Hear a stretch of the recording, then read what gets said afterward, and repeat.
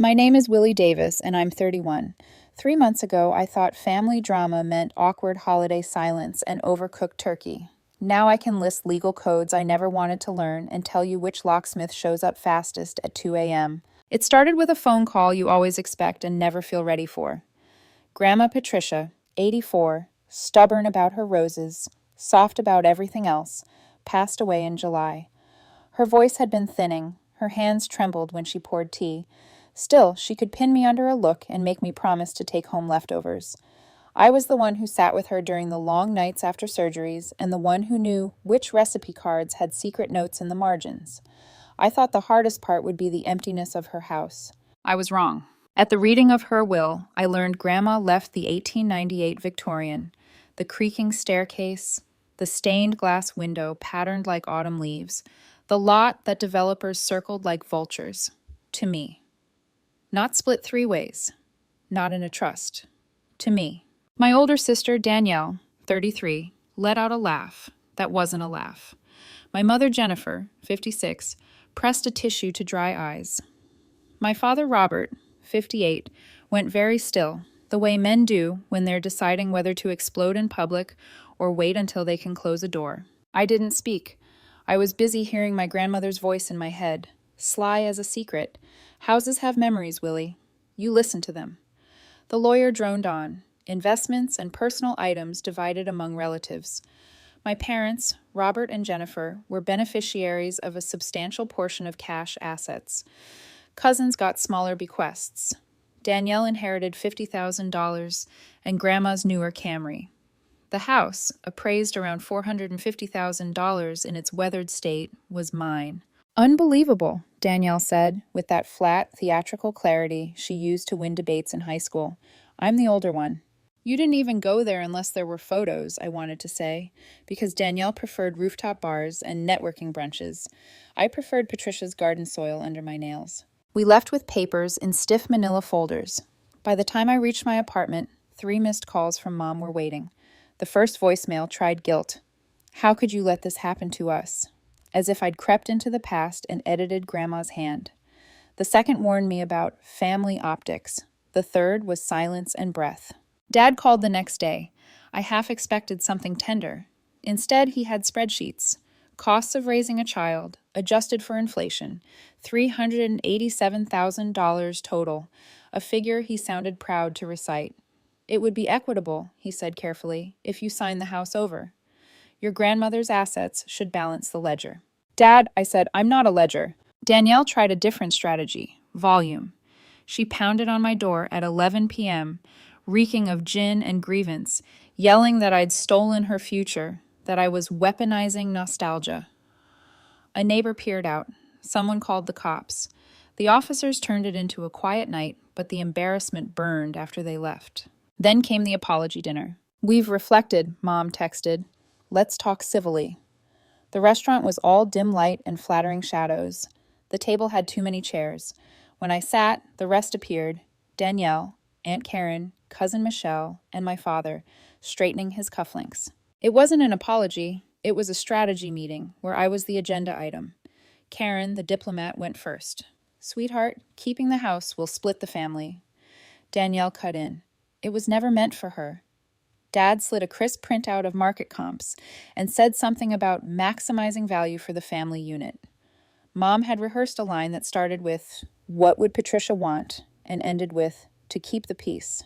She told me what she wanted, I said, and my voice surprised me by not shaking. She wanted me to love the house the way she did. Mom stood so fast her chair scraped. People turned. "You are no longer my daughter," she said, like a judge handing down a sentence. Dad stared at me, expressionless. Danielle looked satisfied. Aunt Karen looked away. Michelle looked ashamed. I didn't cry there. I paid for my entree and left. In the parking lot, I realized my hands were shaking, my heart sprinting laps. I sat in the car, breathing, until the tears came hot and angry. Not because of the house, because of the script they all read from, as if love could be rebudgeted into compliance. The next afternoon, my phone buzzed with a number I didn't recognize. Ms. Davis, I'm a real estate agent. Your father said you're too emotional to handle things, so he asked me to list your property. I have a photographer scheduled. I felt my mouth go cotton dry. I never contacted you, I said. Do not set foot on that property. He hesitated. He said, I don't care what he said. After hanging up, I called Dad, then Mom, then Danielle. Voicemail. I drove to the Victorian. The porch steps groaned the way they always had. The air smelled like boxwood and dust. My key still worked that day. Inside, light slanted through the stained glass, throwing amber shards across the floor. When I left, I asked the neighbor, Sandra, who used to trade lemon bars with Patricia, if she'd seen anyone around. She lowered her voice. 2 men with a tool bag. A white van. Your parents were here last week with them, she said. Said they were securing the property for the estate. The locksmith seemed busy. The next morning, a thick envelope slid under my apartment door. The return address was a law firm I didn't recognize, my name printed with expensive ink. Inside, a letter claiming to represent Danielle, alleging undue influence, accusing me of isolating Patricia, manipulating a confused elderly woman, poisoning her against her son, not her daughter, because even their accusation template still assumed I was Michael, not Willie. They hadn't even bothered to proof the gendered language. It was neat. It was cruel. It was almost convincing if you didn't know the truth. I curled the letter in my hands until the paper softened. My grandmother's house, the one where she taught me to coax stubborn bread dough into silk, where we counted fireflies on humid nights, was now a battlefield. I could feel the line being drawn through the foyer, up the staircase, right across Patricia's framed wedding photo. The letter ended with the deadline, 7 days to respond, or else. I put the pages down and stared at the thin evening light on my kitchen counter. The old Willie, the one who kept peace by keeping quiet, wanted to hand everything over and call it moving on. The new Willie remembered Patricia's voice. Houses have memories. They need guardians. So I opened a new note on my phone and typed 3 words. Find a lawyer. My doorbell rang. When I looked through the peephole, Uncle Thomas stood there with a suitcase and a tired, fierce smile. Kiddo, he said when I opened the door. I heard. I'm here. When Uncle Thomas Davis showed up, I didn't realize he'd already heard every rotten detail. The man had flown in from Oregon overnight. His voice was calm, but his jaw was tight, the way it used to get when he caught my father lying about fishing trips that were really casino weekends. I'm not here to pick sides, he said, dropping his suitcase near my couch. I'm here to make sure Patricia's wishes are honored. She trusted you, Willie. I trust you too. Those words hit harder than I expected. For weeks, I'd been gaslit into doubting my own sanity. Maybe I had misunderstood Grandma's will. Maybe I was the selfish one. But when Uncle Thomas said her name like that, firm and reverent, I knew I wasn't crazy. He didn't come empty-handed. He had the name of an old college roommate, Christopher Hale, now a senior partner at a law firm specializing in estate litigation. He owes me one, Thomas said. He helped me dodge a terrible business merger in the 90s. I called him. He's waiting for your call. I dialed that same night. Christopher's voice was calm, deliberate, with the confidence of someone who's seen families implode before breakfast. Send me everything you've received, the will, the contest letter, any communication, he said. And Willie, don't talk to your parents without counsel. Not one word. The next morning, we met at his office. It smelled faintly of leather and coffee, and his desk was covered in color-coded folders. He reviewed the documents, frowning deeper with each page. This isn't a misunderstanding, he finally said. This is a coordinated effort to reclaim property that was legally assigned to you. He flipped to the contest letter. They're trying to build a case that you manipulated an elderly woman, but they made a critical mistake. They used masculine pronouns throughout. That inconsistency alone undermines their credibility. He tapped the page again. Still, we can't underestimate them. Tell me, has anyone else had access to the house? The question lodged in my throat. I thought about Sandra's warning. The locksmith, the white van, my parents at the porch. Maybe, I said carefully. My parents. Possibly Danielle. Christopher's eyes sharpened. Then we go there now. We drove out together. The Victorian stood like a ghost. Quiet, defiant. Its paint peeling in flakes the color of sea salt. When I turned my key, it didn't fit. I tried again. The lock had been changed. Thomas cursed softly. Christopher pulled out his phone. We'll call a locksmith. You have every legal right to access this property. When the door finally swung open, the smell hit me first. Something stale, disturbed, like drawers that had been ransacked. Grandma's favorite lamp was missing from the foyer table. The filing cabinet in her study was half empty. The drawers to her desk, where she kept her journals, recipes, and financial papers, were open, rifled through. Her photo albums were gone. I pressed my palm against the wallpaper to steady myself. "They were here," I whispered. Christopher nodded grimly. "We'll document everything. Photos, timestamps, police report." The police arrived, polite but detached. "Family dispute," one officer said, shrugging. "Until probate is finalized, it's complicated." "Not complicated," Christopher corrected, handing him a copy of the will. "Illegal. My client is the sole beneficiary of this property. The locks were changed without consent and documents have been removed. This is trespassing and theft." Sandra came over from next door, clutching her cardigan. "Oh, Willie, I didn't know what to do. They told me they were helping." She looked at the officers nervously. "Your parents were here 3 days ago with a locksmith. Said they were securing things for the estate." I felt heat crawl up my neck. They took things that weren't theirs. When the officers left, Thomas placed a steadying hand on my shoulder. "This is who Robert has always been," he said quietly. "Money over meaning. He used to steal our aunt's savings bonds and call it borrowing. I thought he grew out of it. I was wrong." That night, back in my apartment, I couldn't sleep. My phone buzzed every few minutes. Messages from Mom, alternating between sweet and scathing. "You're breaking your father's heart. We just wanted to protect you from yourself." Grandma was confused. "Don't make us go to court." At 2:17 a.m., I got a final one. "You'll regret this, Willie." I blocked her number and opened my laptop. I drafted a timeline for Christopher. Every date, every threat, every visit. It felt mechanical at first, but then something shifted. I realized I wasn't just defending property, I was defending truth. 2 days later, Christopher called. "We found something," he said, his tone grave. "Your father attempted to file a power of attorney 5 months ago in your grandmother's name. The bank rejected it. Signature didn't match records. That's attempted fraud." I felt cold. He really forged her name? Worse. He also tried to add himself to the deed of this house months before she passed. County clerk flagged it as suspicious. Your grandmother herself called them to revoke it. Thomas, listening on speaker, muttered a curse. "This is the same trick he pulled when Aunt Margaret was dying," he said. "He took her bonds and said he'd distribute them fairly. He never did." Christopher's tone hardened. "Then we'll make sure history doesn't repeat itself."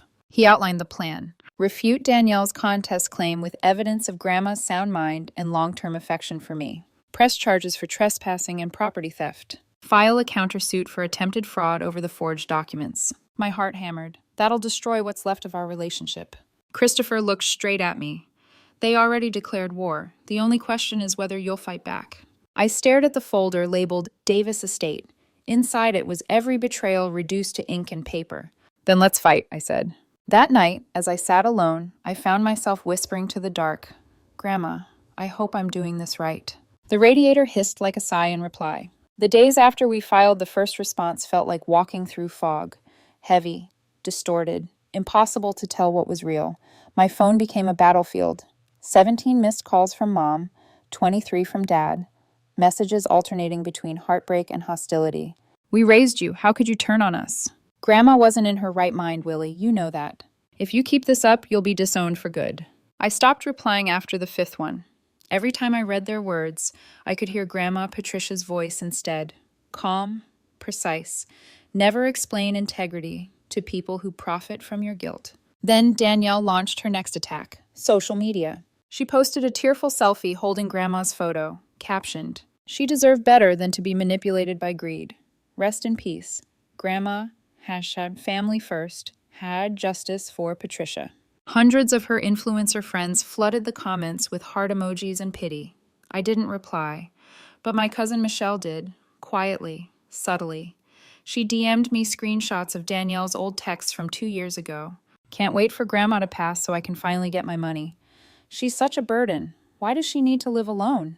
Michelle added one line, "I'm sorry I didn't speak up sooner. I'll back you if you need me." I forwarded everything to Christopher. His reply was instantaneous. "Excellent. Keep her on our witness list." But the universe wasn't done twisting the knife yet. That Friday, the doorbell rang again. It was Sandra, the neighbor who'd seen my parents at the house. She clutched an envelope, sealed in yellowing tape. "Your grandmother gave this to me last year," she said, eyes shining. Told me to give it to you if your family ever started acting strange. My hands trembled as I peeled it open. Inside was a single page written in Grandma's neat cursive. My dear Willie, if you're reading this, I suspect the family is causing trouble about the house. Don't panic. Go to the jewelry box in my bedroom. The small drawer under the mirror has something taped beneath it. Box 472, First National Bank. You've always understood what this house meant, that walls can hold love, that memories are worth more than money. Stand your ground, my dear girl. You have more allies than you think. Love always, Grandma Patricia. I exhaled shakily. She had known. She'd planned for this. Thomas drove me to First National the next morning. The bank manager checked the records, nodded, and returned, with a small safety deposit box. Inside were neatly labeled envelopes, a USB drive, and a handwritten inventory list in Patricia's looping script. We opened them one by one. 3 versions of a power of attorney document, all with my father's forged signature attempts. Voice recordings of him pressuring Grandma to sign something to make things easier. Bank statements showing small withdrawals made using her card, withdrawals she had personally reported as missing funds. And the most damning piece, a letter from Robert to Danielle, promising her the house once he sorted out the legal transfer. Thomas leaned back, jaw slack. He wrote this like it was a business transaction, he muttered. He didn't even hide it. Christopher's reaction, when we delivered the files, was electric. This changes everything, he said, almost smiling. This isn't just inheritance drama. This is financial fraud and elder abuse. He immediately called the prosecutor's office. Within days, an investigator contacted us. Suddenly, my father's arrogance turned into panic. Voicemails shifted tone. We can fix this privately. You don't know what you've started. This will ruin our family. I didn't reply. 2 weeks later, the house became a crime scene. Police marked drawers and photographed every corner. They recovered fingerprints matching my parents and Danielle on the desk drawers. Christopher stood beside me, satisfied. Let them dig, he said. Every nail in this house tells the truth. But amidst the chaos, there were moments that broke me quietly. Grandma's perfume still faint in her bedroom, the indentation of her chair in the sitting room, the half-finished crossword on her nightstand. One night, Thomas found me sitting in the hallway outside her room. You okay? No, I whispered. I feel like I'm fighting ghosts. He sat down beside me. You're fighting greed, not ghosts. Greed wears familiar faces sometimes. I leaned my head on his shoulder. Do you think she knew it would get this bad? Thomas hesitated. I think she knew who her son was. That's why she left the house to you. The next morning, Christopher handed me an official folder stamped with the county seal. Your grandmother's foresight just gave us bulletproof evidence, he said. We're adding attempted fraud to the suit, and we're filing for criminal investigation. Your father's going to have to answer for every forged signature and every stolen dollar. I nodded slowly. Good. That night, I went back to the Victorian to stand in the empty living room. Moonlight slipped through the stained glass, scattering amber shards on the floor. For the first time in months, I wasn't afraid to be there. I whispered into the air, You protected me, Grandma. Now I'll protect you. Somewhere outside, a wind chime tinkled softly, even though the air was still. The next month tested every ounce of strength I had. The case moved faster than anyone expected. Christopher was relentless. He filed motions, subpoenas, and protective orders, like a man who'd been waiting 20 years to dismantle a fraud. When the court date arrived, the hallway outside the probate chamber buzzed with tension. My parents sat on one bench, their lawyer whispering furiously. Danielle, in oversized sunglasses, scrolled through her phone like she was at a cafe, not a hearing about felony fraud. Thomas sat beside me, his steady presence the only thing keeping me from shaking. Deep breaths, he murmured. They built this mess. You're just cleaning it up. The judge, a woman with steel gray hair and eyes that missed nothing, listened for exactly 12 minutes before dismissing Danielle's contest as frivolous and unfounded. When the gavel came down, it echoed like thunder. Contest dismissed with prejudice, the judge said flatly. Ms. Davis is the rightful sole inheritor of the Patricia L. Davis estate. All further interference will be considered harassment or fraud. Danielle gasped. Mom started crying. Dad sat perfectly still, jaw tight, eyes hollow. By the end of that week, the district attorney filed criminal charges, attempted fraud, elder financial abuse, and unauthorized entry. My father's attorney negotiated hard. Eventually, a plea deal surfaced. restitution of the $18,000 stolen, 2 years probation, and 200 hours of community service. When Christopher explained it to me, I couldn't decide whether to be relieved or angry. He'll never see a jail cell, I said bitterly. Maybe not, Christopher replied, but a man like Robert Davis being forced to serve seniors soup every week? That's a punishment money can't buy. It turned out money was the least of their worries. Their financial records were a sinking ship, maxed out cards, a mortgage on the verge of foreclosure, and Danielle's business ventures collapsing one by one. They weren't just greedy, they were desperate. Thomas was right. Greed wears familiar faces. The probate court expedited everything after that. Within 2 weeks, the Victorian was legally, irrevocably mine. I signed the final paperwork with a trembling hand and tears I didn't expect. Not victory tears, more like grief and relief colliding. Grandma Patricia's name was still on the deed, just beneath mine, a quiet partnership across generations. That night, Thomas and I went to the house. We changed the locks again, 3rd time's the charm, and installed a full security system. As we walked through the rooms, dust particles shimmered in the light from his flashlight. "Feels different, doesn't it?" he said. "It feels peaceful," I replied, "like the house can finally breathe again." In the weeks that followed, I started restoring what had been lost. I unpacked Grandma's china. I washed every curtain and opened every window. Her garden was a jungle of weeds, but under them, the rose bushes still bloomed. One afternoon, while pruning, I found her old gardening journal buried under a tarp in the shed. Each page was a time capsule. April 1998. Willie helped me plant lavender. She listens more than she talks. June 2005. Robert said the house is too much work. Maybe he's right, but I can't imagine leaving. October 2019. Danielle didn't come for Thanksgiving. Willie did. We laughed. It felt like spring again. I sat on the grass and cried. That night, Thomas made his famous chicken pot pie and told stories I'd never heard.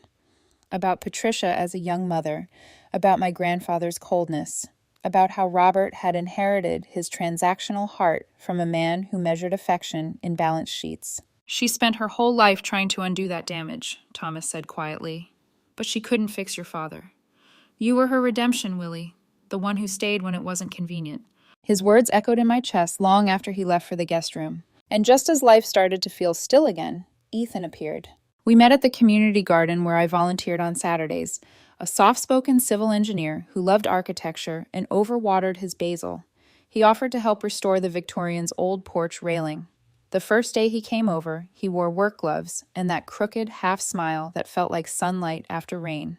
We talked for hours about Grandma's recipes, about his childhood summers in Maine, about the sound of old houses breathing at night. He didn't ask intrusive questions, didn't tiptoe around my family mess. He just listened. One evening, while we stripped paint off the staircase banister, his scraper paused. "Willie, look at this." Beneath the flaking white paint, faint initials appeared. PLD, 1963. I ran my fingers over them, feeling the grooves of Grandma Patricia's carving. "She marked it herself," I whispered, almost like she knew one day we'd find it. Ethan smiled softly. "She wanted to remind you she's still here." We stood there for a long moment, the house creaking softly around us, the air thick with the scent of old wood and possibility. But peace, like always, didn't last long. A week later, a tagged post from Ethan's ex-girlfriend, Kara, appeared online. "Funny how some people move on so fast, upgrade." Danielle commented a laughing emoji. It was a small thing, but it hit deep. I hadn't expected that wave of humiliation. For days, I avoided Ethan's calls, convincing myself I'd just traded one betrayal for another. Then one night, he showed up on my porch, rain-soaked, holding 2 coffees. "If you saw that post, it's not what it looks like," he said. "Kara's angry because I wouldn't take her back. She's stirring things up because she knows it'll hurt." I wanted to believe him. I really did. "I've had enough lies for one lifetime," I said quietly. He set the coffees down, stepped back, and met my eyes. "Then I'll earn your trust slowly. I'm not going anywhere." He turned to leave, but stopped, gesturing at the doorway. "And Willie, this house? It's not just your inheritance. It's your armor. Don't let anyone take it again." The porch light flickered as he walked into the rain. Inside, I looked up at the carved initials on the staircase. Grandma's voice drifted through memory like a promise. "Houses have memories, my girl, but they also have futures. For the first time in months, I smiled. 3 months later, the dust had finally begun to settle, literally and figuratively. The smell of sawdust and lemon oil replaced the musty air that once clung to the Victorian. Each sunrise that filtered through the stained glass felt like a soft promise. This house wasn't haunted by the past anymore. It was alive again. My father, Robert Davis, had taken the plea deal. 2 years probation, 200 hours of community service, full restitution. According to Thomas, he'd been assigned to a senior center, the same kind of place where Grandma used to volunteer. Poetic justice, Christopher said when he told me the news. Mom, Jennifer, sent me a letter shortly after. Not an apology, exactly. More like an inventory of realizations. Willie, I'm in therapy. I didn't realize how much of Robert's world I absorbed. How much I let money define love. I don't expect forgiveness, but I hope someday we can talk. I read it 3 times, folded it neatly, put it in the drawer of Grandma's old writing desk, the same one they once ransacked. Some bridges don't need burning, but they don't need traffic either. Danielle disappeared for a while. Rumor was she moved in with a friend down in Tampa. Then, one morning, a short text appeared on my phone. Grandma made the right choice. The house looks good. No emojis, no excuses, just acknowledgement, and that was enough. Meanwhile, life at the house transformed. Cousin Michelle started coming over on Sundays to help me cook from Grandma's recipes. Stuffed peppers, cornbread, apple crumble. We'd eat in the dining room, the same one where Patricia had once served Thanksgiving dinners that smelled like cinnamon and forgiveness. Uncle Thomas visited every few weeks, bringing boxes from his attic filled with old photographs. We'd sit cross-legged on the floor, labeling faces we half remembered. Your grandmother was the glue, you know, he said once. When she died, the cracks started showing. But you, he gestured at the restored walls, you patched them back together. It was during one of those evenings that Ethan came back. I was out in the garden, replanting Grandma's roses. He walked up quietly, holding a small wooden box. I found something for you, he said. Inside was a delicate silver key with a tag labeled attic trunk. I was helping the carpenter upstairs, he explained. Found a locked trunk under the eaves. Thought it might belong to her. We carried it down together. The key fit perfectly. Inside were hand-sewn linens, faded photos, and a small poetry book with pressed flowers between its pages. I flipped to the back cover and found another note in Grandma Patricia's handwriting. My dearest Willie, if you've found this, then you've turned this house back into a home. Don't let it be a museum. Fill it with laughter, love, and second chances. That's how you honor me. Love always, Grandma. My throat tightened. I looked up at Ethan, who just smiled softly. I told you she's still here, he said. From then on, he was part of everything. Fixing loose shutters, repainting trim, rebuilding the front porch railing. And slowly, without needing to rush, I let him in. The Kara incident faded like a bad dream. Even she eventually deleted the post after no one took her bait. When December came, I kept my promise to Grandma. The house glowed with Christmas lights for the first time in years. The dining room table was covered in candles and mismatched china. Thomas flew in with his family. Michelle brought her parents, and even they, sheepish and quiet, apologized for their silence during the ambush dinner. We toasted to Patricia, not with tears, but with laughter. To the woman who planted more than flowers, Thomas said, lifting his glass. She planted courage. That night, after everyone left, I walked through the quiet house. The wind outside carried a soft hum through the window frames, almost like a lullaby. I touched the staircase where Grandma's initials were carved. PLD, 1963. The lights reflected in the glass panes, turning the whole room golden. In that moment, I realized something simple but freeing. This house was no longer a burden, or a battlefield, or a symbol of guilt. It was a mirror of everything Grandma had taught me. To love without being naive, to forgive without forgetting, and to build peace on my own terms. I whispered, "It's safe now, Grandma. You can rest." The wind stilled. Somewhere deep in the old walls, the radiator hissed softly, like a sigh of approval. Outside, the garden glimmered under the porch light. The same garden where a frightened version of me once stood clutching legal papers and shaking hands. Now I stood tall, and for the first time in years, I finally felt home.